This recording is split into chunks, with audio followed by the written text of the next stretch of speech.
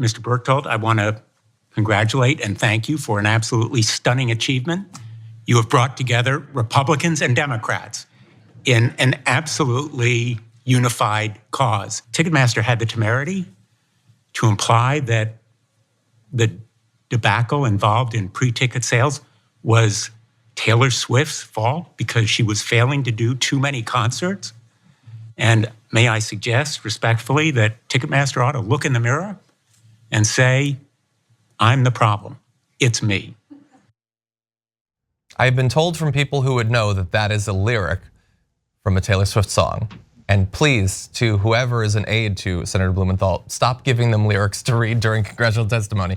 Anyway, look, the content is important. Ticketmaster has rightly been under fire for the past few months for their effective monopoly that has ruined the regular ticket buying experience for lots of people with needless costs and markups, as well as bringing to a crashing halt entire tours like for Taylor Swift. And so they were brought in to talk to the Senate, and there's gonna be some tough questions, and we will get to that and the facts of this. But first, here are more elderly people referencing Taylor Swift. I believe in capitalism, and to have a strong capitalist system, you have to have competition. You can't have too much consolidation, something that unfortunately for this country, as a ode to Taylor Swift, I will say, we know all too well. Really looking forward to my ongoing service on the antitrust subcommittee. Along with Senator Klobuchar as chair. To be honest, I had hoped as of a few months ago to get the gavel back, but once again, she's chair captain and I'm on the bleachers, so. Those representing the dominant player in the market would contend that their growth has allowed them to innovate and make advances that greatly benefit consumers. A few million Taylor Swift fans would respond, this is why we can't have nice things. A lot of people seem to think that's somehow a solution. I think it's a nightmare dressed like a daydream. Oh my God, it's a room full of Cenk Uygurs. Anyway, man, they just want any opportunity to have a little bit of fun. I do want to say about Senator Klobuchar, I disagree with her on a lot, and I would never want to be within stapler throwing distance of her. But she's pretty good with the mom jokes. You can see like, she kind of like leans forward, like she's so excited that she's gonna tell the joke, and the delivery was better than all the rest of them. But anyway, we have a professional comedian on the panel today. Francesca, Sean, how do you rate them? Oh, I think Klobuchar for sure. I agree with you. She has terrible jokes, but she knows they're terrible, so she's about to do them. But I do think the best delivery, and I can't remember, but whoever said, I'm on the bleachers, like some whatever. I don't know the lyric clearly. Mike Lee, I think because it's off the cuff, it's smooth. They're cheer captain and I'm on the bleachers. Like that was just like just delivery wise, you just sort of snuck it in there. Yeah. John, look what you made me do, Exactly, yeah. Well, look, and also it's not like a big cheering environment, so it's hard for him to know like if the joke actually landed or if it bombed. Should he just shake it off? I don't know. Anyway, I'm as cringy as them.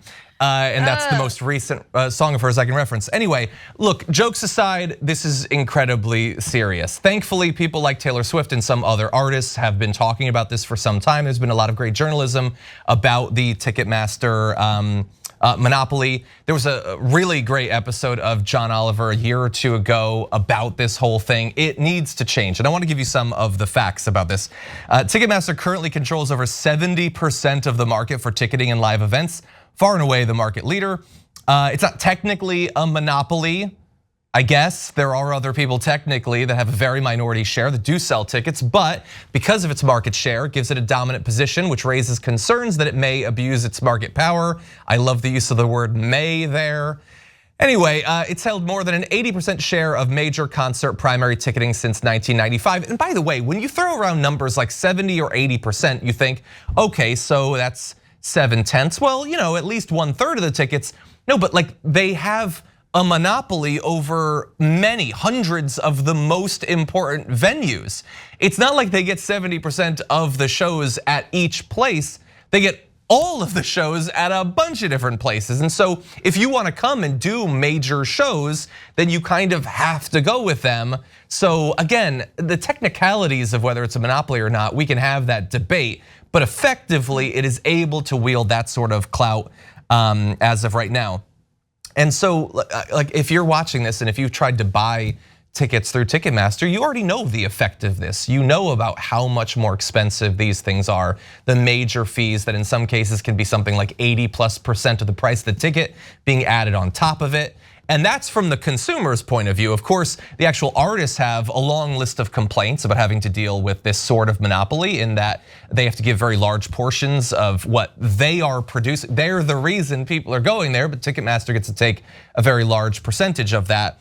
And so I certainly understand the frustration that's been brewing, Francesca, and I really hope that they use this opportunity to do something about it. I mean, the John Oliver segment you're referencing was about Bad Bunny tickets, which honestly I'm much more interested in personally, which at the time were like $400 to $600 a pop. But we can think it's cringe, but it is kind of great that someone like Taylor Swift has put this Live Nation Ticketmaster monopoly on notice, and we are all talking about it. And I think I have a lot of thoughts about this, but if we could only do this for other industries that matter far more than whether we get affordable tickets, but let's just take it as that. Look, you have an incredible, you have a company that specializes in being the middleman, right? They're only the middleman, and you have to deal with them. And they're putting the burden on the venue, on the actual physical venue, on the artist, and on the consumer. And none of those three entities are happy, right? They often will own the venue, so if nothing else, they're like happy with that. But in terms of like smaller venues, they get completely iced out if they're not also part of the Live Nation Ticketmaster, behemoth. And why? Or behemoth, I don't know how we pronounce this, but the reason is because let's say like, I filling stadiums, obviously, if I go and I play a Ticketmaster or a Live Nation venue in Chicago, I cannot legally, whatever I signed to play that venue, I cannot play in the Chicago area for 6 months or to a year at another smaller venue or a different venue that isn't a Live Nation venue. It's insane. So it hurts the artists and it hurts other small venues. That John and I just did a show at a venue in San Francisco for my podcast, The Bitchuation Room, that is now closing. Now, of course, this is COVID times, it's really, really hard. But also if smaller venues were able to book medium-sized acts, they could stay alive, but those medium-sized acts are being gobbled up by this whole Ticketmaster, sort of web, right? So it's terrible, and it kind of reminds me of, pay discrepancy in Hollywood. You're like, all right, well, Angelina Jolie's still making millions and millions of dollars. Who cares if Ryan Gosling's getting more than her? It's like, wait, but it does matter, Taylor Swift and Bad Bunny, they have plenty of money. It's not a big deal.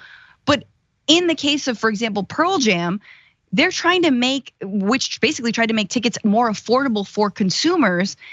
Ticketmaster is making that impossible for them. So it's not that these artists can't afford it.